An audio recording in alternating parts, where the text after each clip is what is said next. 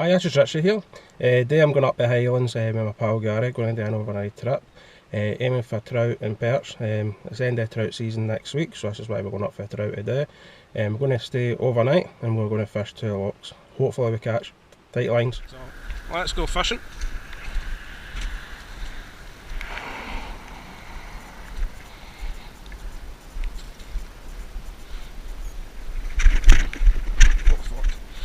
I've got this on record, so if we go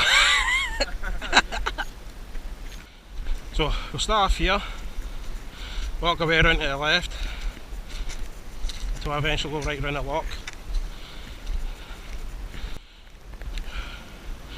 Where the water's going in, that's a natural feeding source, so there's a good chance the trout are going to be sitting around about here. Let's go for it. First cast of the day, using the wee Savage Gear Forex spinner.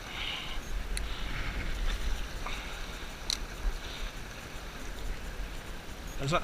Let's keep up near the surface. Oh, no, you're in the wee fish. Oh, your very first cast and you get a wee brownie. What?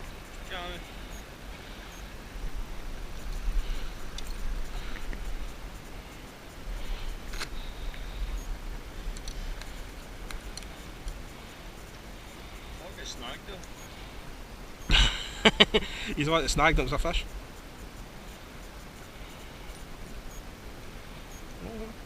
Sorry. Right in the mouth.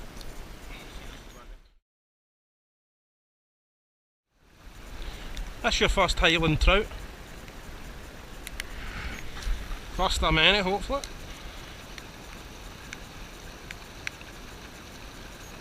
Middle of nowhere, nobody about. That wee beach over there looks good.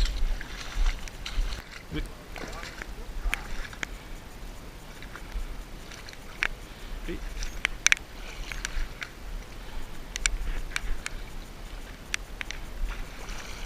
getting quite deep here.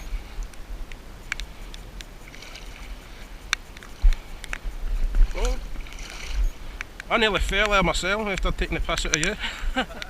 I nearly fell there myself.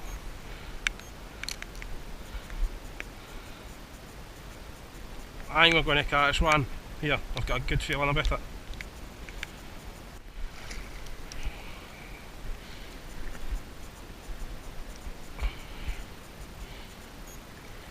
Whoa, man. That's amazing.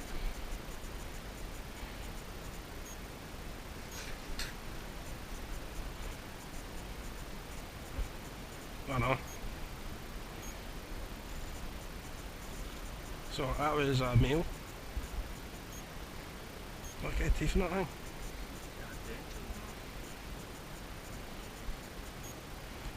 Nice, that was a young stag you killed there.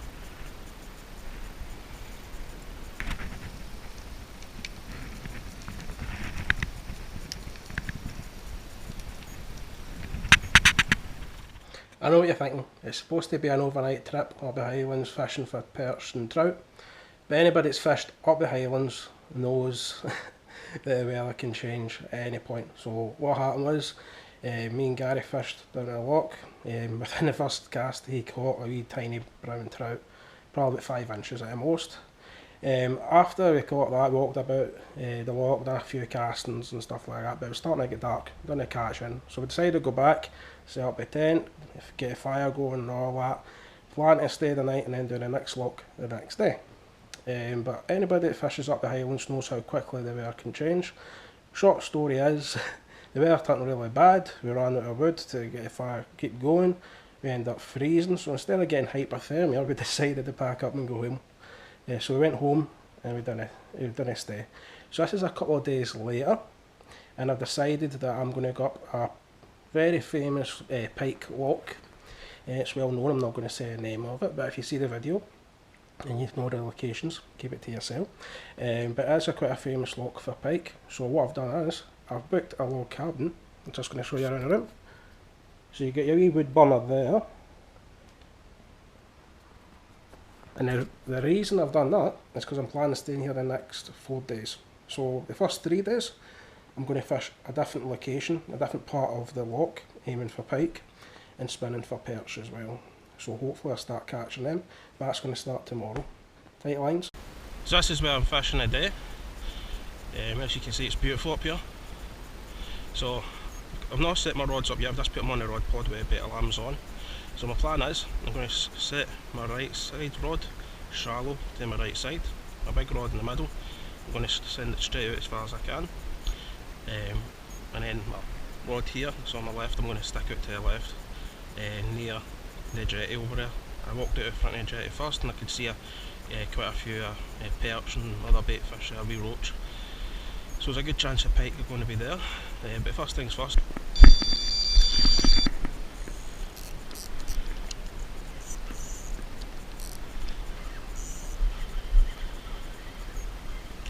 That's not even been in there 5 minutes.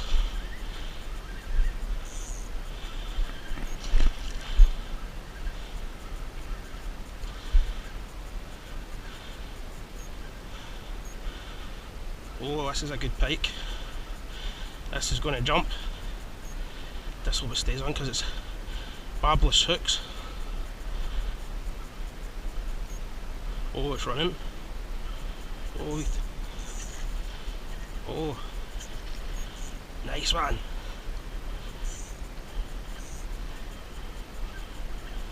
Wasn't even in there 5 minutes. I didn't even get the time to come back. Oh, come on.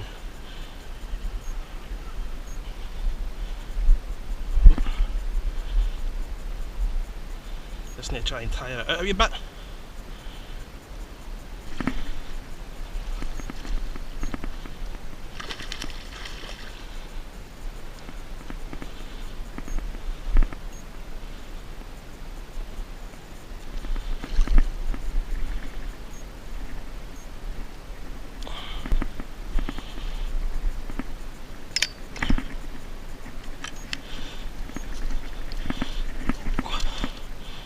The good thing about tying the clips on,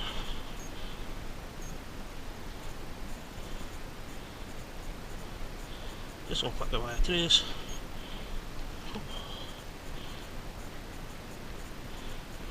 And then you can free your rod. This time I release this jack, so you can see it's a cracker.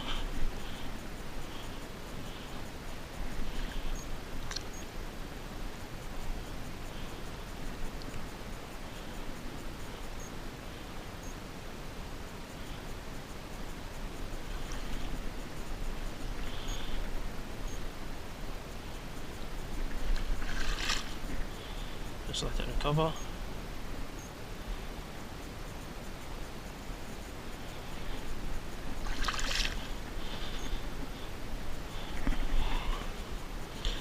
That's doing fine.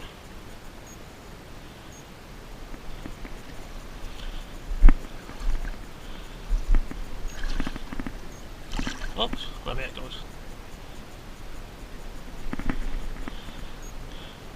There you go, to fight another day.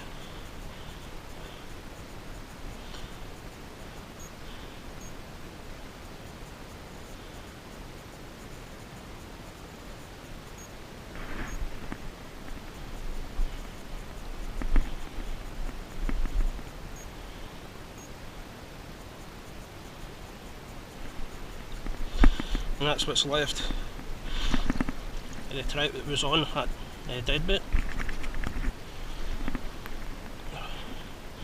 So that was the wire trace I had on that trout there, just in case of putting a bait on it, and then re-rig it back up.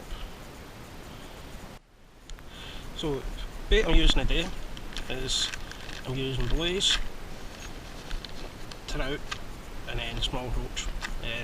The wee jack I just got was on one of these rainbow trouts.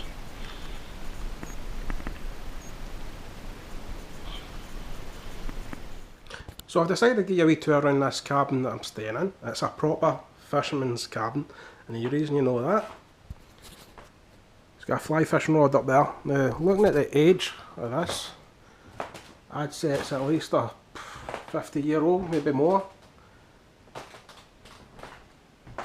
So you know it's a proper fisherman's cabin with that. Got a log burner down there, which I'm going to have on a go later on tonight. One of the really nice wee touches, I think. Just show you up here. You've got really old-fashioned binoculars. I'm not even going to take them out because they're that old little. Don't want to break it. So walk around. You get your kitchen in here. Quite nice. You got your bathroom in here with a shower. Got bunk beds in there for kids, and then you get a master bedroom in here. And one of the things I like the most is that picture of the stag. So as you can see, it's quite a nice wee cabin. Can't wait to get a log burner going later on tonight. I'll show you a picture of our stag. That's one thing I love is my stags. And then up here, actually I'm not going to climb up these stairs because I'll probably drop the camera, but you've got two other beds up here as well. So it's a proper fisherman's cabin, and the best thing about it is it's got a hot tub, so I'll be jumping in that later on tonight. This is what you call good pike weather.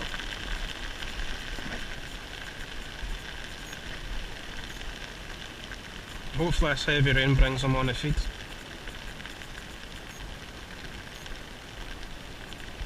I'm on a pike. So after that good day's fishing, then we get a hot tub on.